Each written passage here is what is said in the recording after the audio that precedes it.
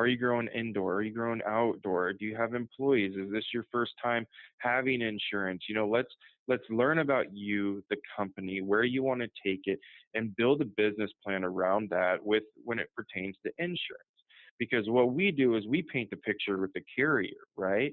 And we don't, like we talked about earlier, is if a carrier gets off in 6 months to a year, we don't want that. We want to build a 3-year plan, essentially saying, here's where they are today and here's how we grow.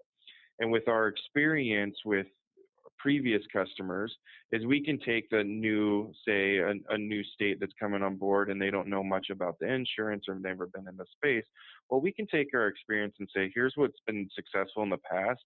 And we work down from there. Say, here's every line of coverage that we think that's valuable at these indications. But since it's your first year, we know that your struggles are going to be money, right? And everything's going to be cash poor because these businesses take a while to get up and running. Everyone thinks these businesses are cash cows. It's the new oil and gas. That's not the case. They'll do a lot of gross sales and revenue, but they could be struggling at the income level as well. And so we want to make sure that we're cost effective to them too. So we take it as a full meal deal package and then we customize it from there. Yeah, this limit's a little bit high this year. Let's take a look at it next year. And then we'll just work down from there and see really where their focal points are. And so we do it as a consultative approach. And we take that as well as their risk management and their safety. We want to make sure that their safety programs are in place and we can help develop those. Auto is a huge exposure, so we want to develop, checklists for auto. Security measures are a big issue as well in the industry, so of course we want to paint that picture and help them do the right thing at the property level so we can paint it to the carrier level to show them that, hey, these guys really care and this is what they're doing to help it. So really it sounds like a holistic approach because every company in this space is really different and there's a much bigger learning curve in this industry than in other industries. So that's really good to hear. And then the other thing too, I just wanted to see, do you also insure like dispensaries at the retail level plus wholesalers and people who have transportation concerns? Like I know that there are some states that grow hemp and have it shipped to another state. And now that hemp is federally legal in a certain extent, you still have to abide by like these there are some states that haven't really come on board, like Idaho, for example. But do you insure against losses in those aspects as well? We do, yeah. And, we always say seed to sale, right? We can insure from seed to sale and all operations in between. There hasn't been a risk that's come across my desk or my team's desk that we haven't been able to insure, if that's at the cultivation level or if that's at the distribution level or retail level. And at that, we can go to the board level as well and the investor level. We have insurance that can protect the seed to sale, the whole program, so everyone's protected financially. That's really good to know. And what about errors and omissions? Because you were talking about compliance a moment ago, and somebody may forget something, or there might be something missed. How does that work? Yeah, so it's a great question, and really the claims that have been going on in the industry right now that are all public knowledge are, E&O and D&O claims. And with that, there are a few, obviously, directors and officers and E&O carriers that are out there, some better than others, but, we're very lucky to have them in the field and in the industry. They saw a need with all the money and investors that are flying around. They saw a need and they wanted to participate in it. So obviously the E&O and the D&O is there to protect, creditors, investors, clients, employees, suppliers, even competitors, all about, wrongful acts, errors and omissions, management of the company. And we have products for that. And we're getting really good limits as well. And so we've seen some claims in that and we've seen them being paid. And it's fantastic. I was curious, is there a way to mitigate risk of losses due to upstream supply chain noncompliance? Like, for instance, if someone's working with a supplier who happens to do something wrong, are there policies that'll protect against that? There are, and that's a fantastic question. So we actually experienced a claim like this, and I'm happy that you brought it up. One of our large producer processors can't keep up with the demand of their product. They have a very, very good name. They produce about 10,000 pounds a week, but then they buy an additional 15,000 pounds a week outsourced, and they put that product in, edibles and vape cartridges and distillate, and their personal product it goes on a higher level. Well, one of the farms that they bought from, it's out on the Pacific Northwest, and in the Pacific Northwest, there's a 3-to-1 sulfur ratio that they can use for the plants. Well, the logo looked the exact same as a 1-to-1 sulfur ratio. So the cultivator used a 1-to-1 ratio. We bought the product, we put it in distillate, and we put it in cartridges. And then when customers smoked it, it tastes like burning matches. So what we did is we did a product withdrawal. We took everything off the shelves, anything that was to do with that batch, and then we obviously did a product withdrawal claim, and then we segregated to the farm that we bought it from. And we were able to not pick up all of our losses, but about 80% of them. And that was a big win for us because of the fact that, one, the farm that we got it from didn't have product liability. And so we had to go through some hoops and bounds and circles to get this taken care of. And our carrier was on our side and was able to do this for us. And it was a fantastic win on all parties. That's fantastic to know because I've heard these horror stories, as you can imagine. I hear a lot. And there's really no way to monitor every single person in that supply chain. So that's very, very good to know. And then if a client needs to go into litigation to recover some losses, will Hub International actually help them with that as well?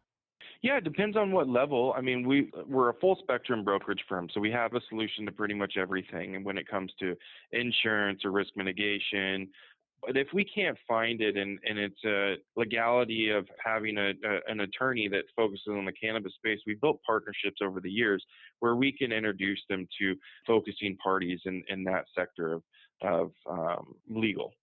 So that's the nice thing about being in the field for a number of years now is the relationships that we've built. But for the most part, Hub has a solution for any level there. That's really good to hear. And I mean, there have been a lot of issues like on the health side of insurance as well. There's fine print. How do you explain to people to be sure that they are really aware of the fine print? I'm curious because there are a lot of people listening who are in this industry, and, there might be some concerns about that.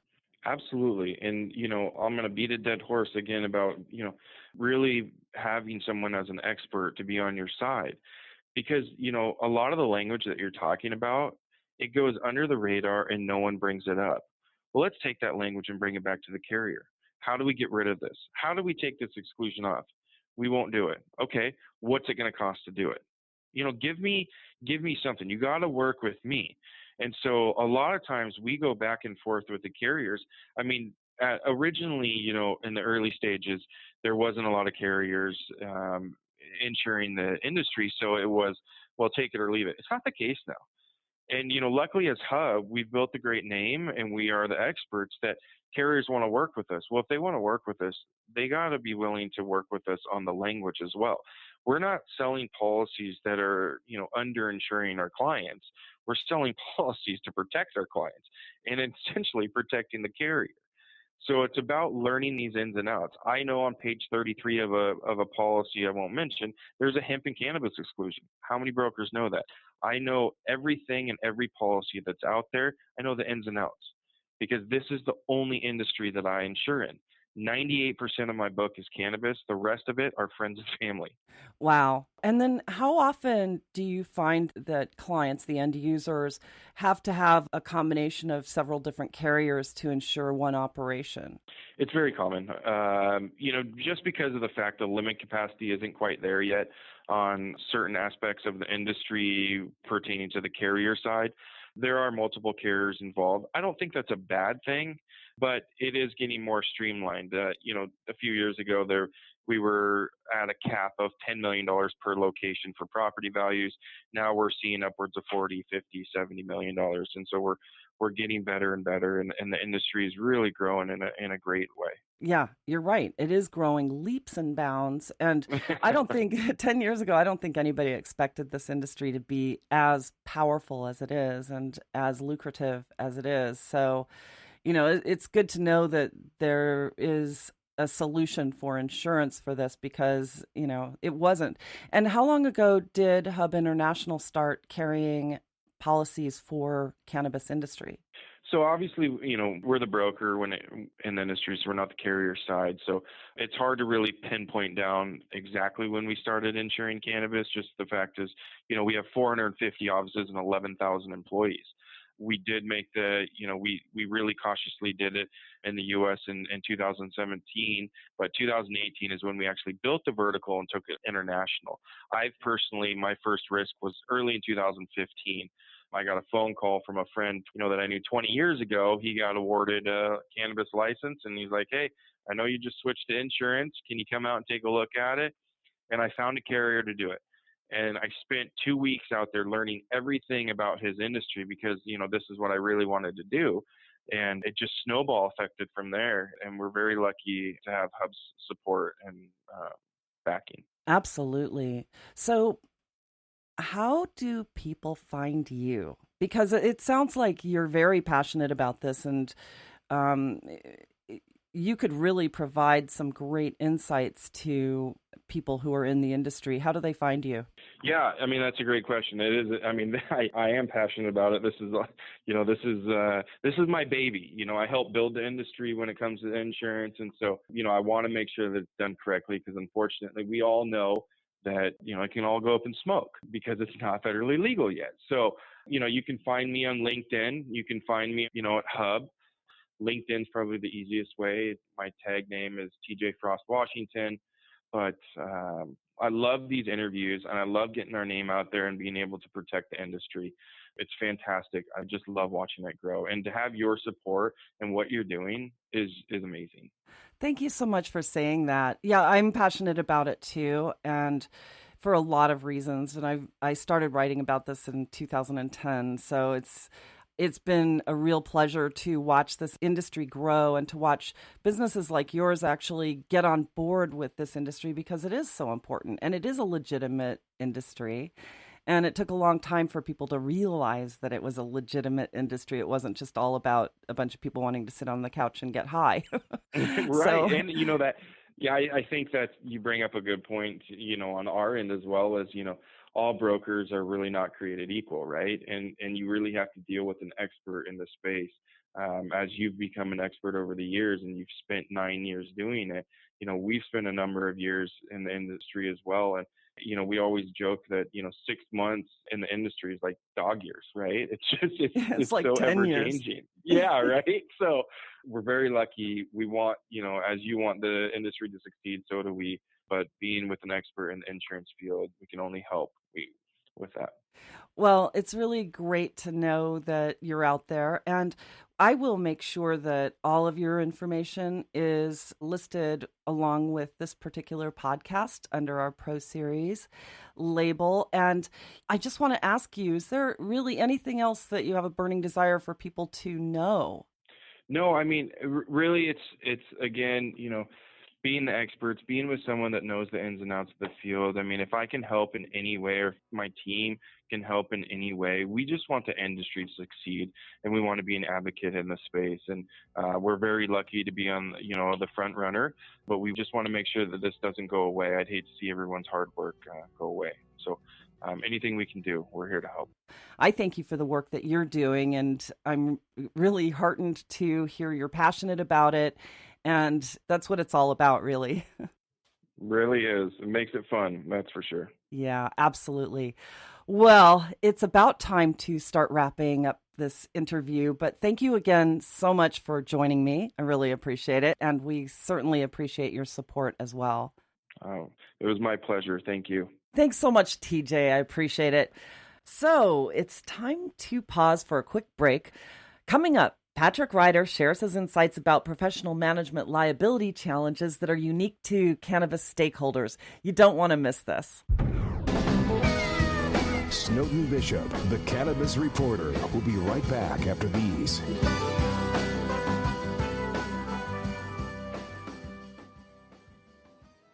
When you think of chips relative to cannabis, microchips may not come to mind. Hi, I'm Terry from Sunstate Technology Group, here to tell you that our chips help cannabis companies compete and succeed. Sunstate proudly serves the technology needs of the cannabis industry. From planning and expansion to hardware and daily IT support, you know that having the right technology is critical to security and smooth business.